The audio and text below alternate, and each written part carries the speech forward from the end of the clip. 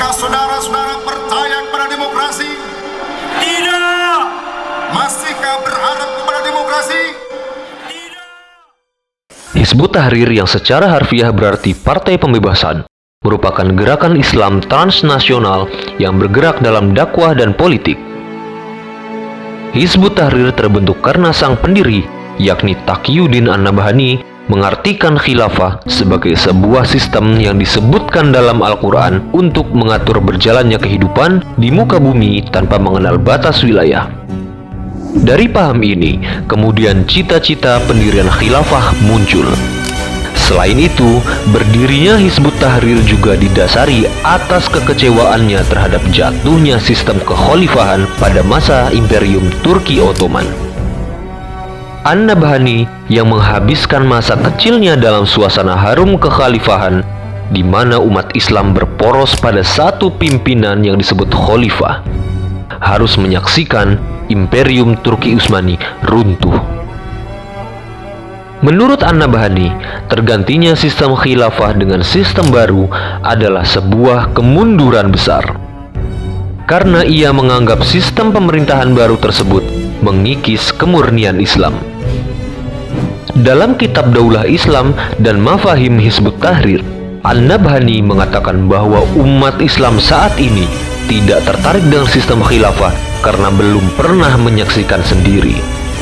Setelah lulus dari Universitas Al-Azhar Kairo, An-Nabhani kembali ke Palestina dan mulai aktif dalam dunia politik.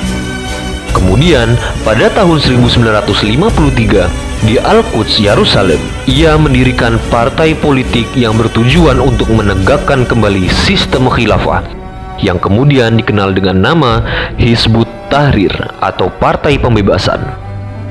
Visi politik Hizbut Tahrir adalah menyatukan identitas-identitas Islam nasional dan lokal yang berserak di seluruh dunia di bawah otoritas tunggal Khilafah Islamiyah.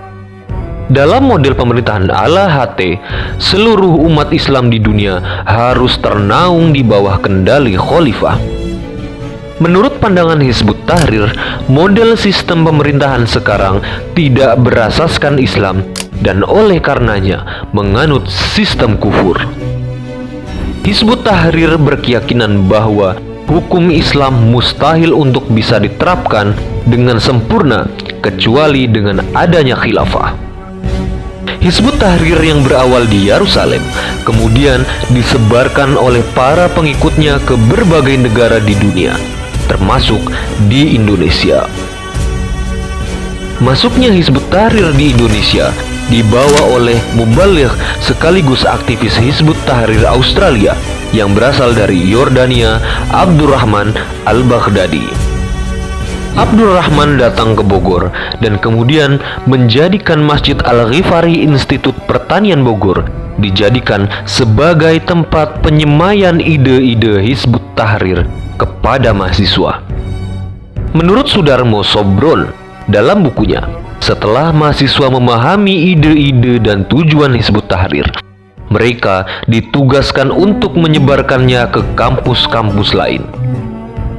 Gerakan HTI awalnya memang menargetkan para mahasiswa setelah paham khilafah sudah tersebar di beberapa kampus.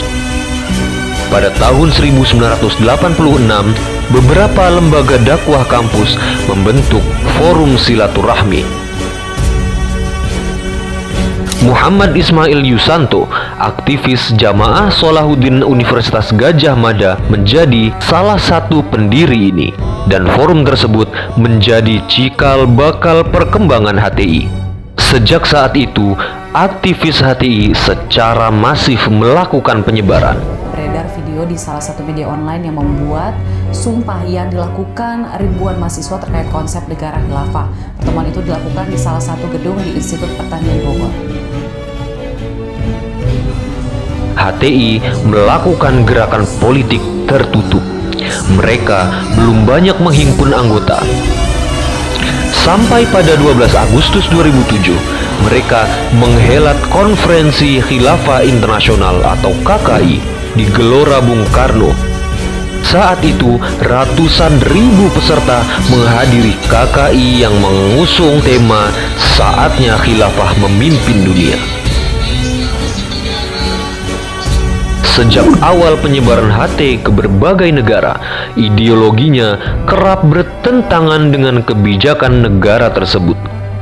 Cita-cita HT untuk menggantikan sistem pemerintahan seluruh dunia dengan sistem di bawah otoritas Khilafah Islamiyah dianggap telah mengancam keutuhan suatu negara.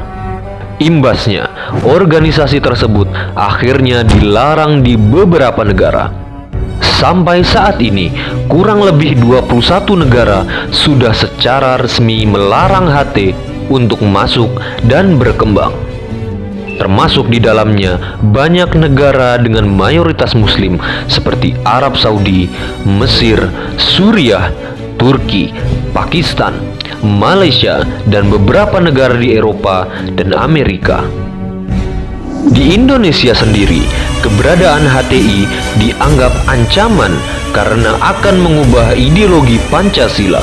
Setelah melalui jalur hukum, pemerintah Indonesia melalui Kementerian Hukum dan HAM secara resmi mencabut status Badan Hukum Ormas Hizbut Tahrir Indonesia berdasarkan surat keputusan Menteri Hukum dan HAM pada tanggal 19 Juli 2017. Pembubaran berdasarkan bukti serta fakta dan tidak bermuatan politik.